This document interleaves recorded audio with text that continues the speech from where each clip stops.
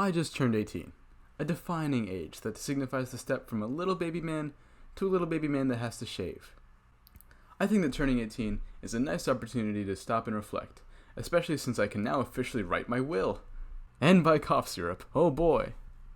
All that growing up stuff, I definitely didn't do it alone. One could argue that we're all just products of our environment, and nothing shows that off better than the generation-defining text and media that shaped us. There's a reason most Gen Zers still have the Phineas and Ferb theme song memorized, and know that this part of a shoelace is called an aglet. And while this might seem meaningless at first, I'd argue that these texts are what shaped us during those crucial developmental years. And it made me wonder what texts helped shape my identity.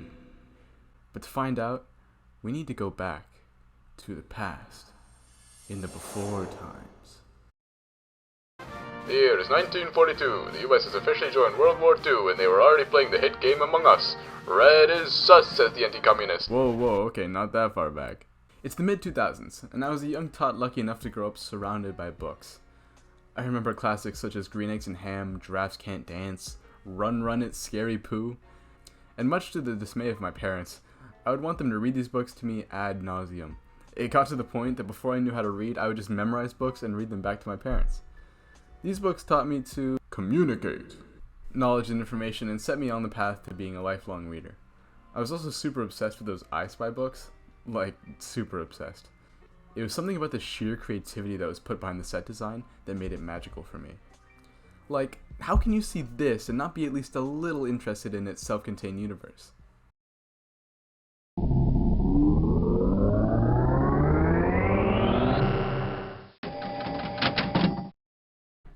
Space Cadet Pinball. Can this be considered a text? That's text, it counts! Okay, not just pinball. I'm talking more about the hours I spent on this little guy. It had a CD drive, and that's how I found my very first love for gaming through the I Spy CD-ROM games. These games did an excellent job of taking what was already an amazing concept and fully immersing you into these little worlds.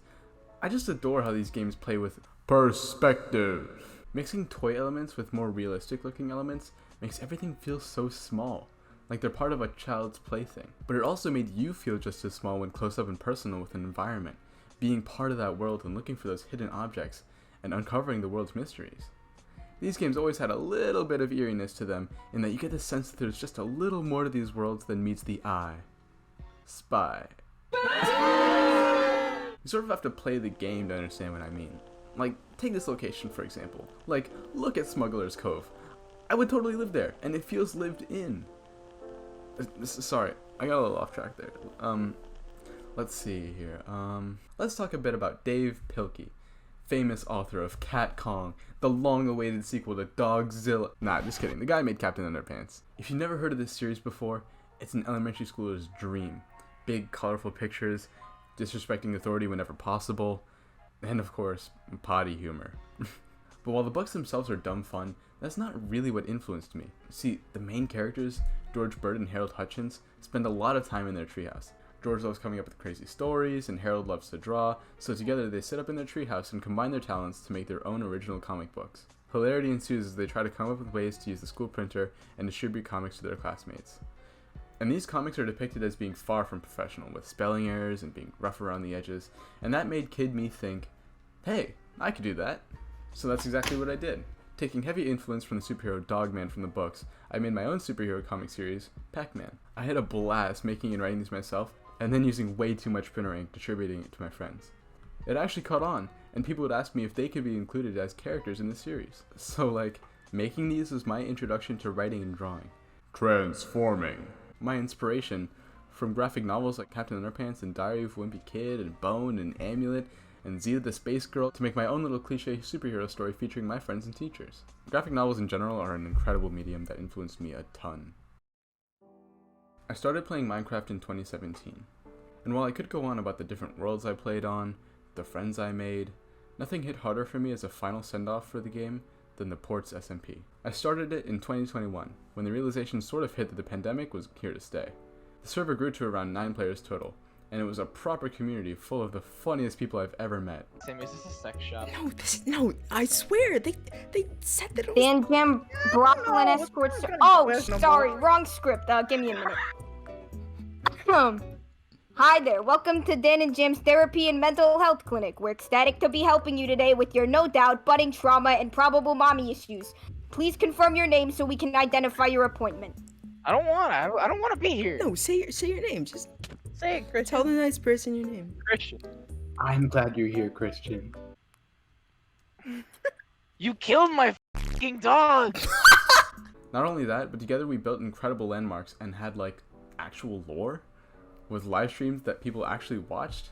We even had a fan Twitter account. What a time. I think this just speaks to Minecraft perfecting the sandbox formula to allow for entire worlds to be created like this. That during a time where the real world was, we took comfort in ignoring Mr. Gandhi speaking in the background while we fought a war in our cozy little block game. Making cool builds and coming up with stories together fueled our creativity in a truly unique way. So through comics and through our Minecraft server, you can sort of see my love for creating and sharing these creations with the world and how these mediums help me realize this. And these aspects of my identity only further blossomed into different areas of my life, like music and performing the piano, or creating YouTube videos like this one, and photography. I love photography. The love of sharing what you've created, influenced by what you enjoyed shortly after you were created. Bad metaphor, but you know what I mean. So many texts have been so significant for me and have totally shaped who I am today, and that's so cool. But, like I said earlier, all that growing up stuff, I definitely didn't do it alone. I have my family, my dad and my sister to thank for giving me a pretty great childhood. They indulge all my strange hobbies and creative outlets, and I can't thank them enough.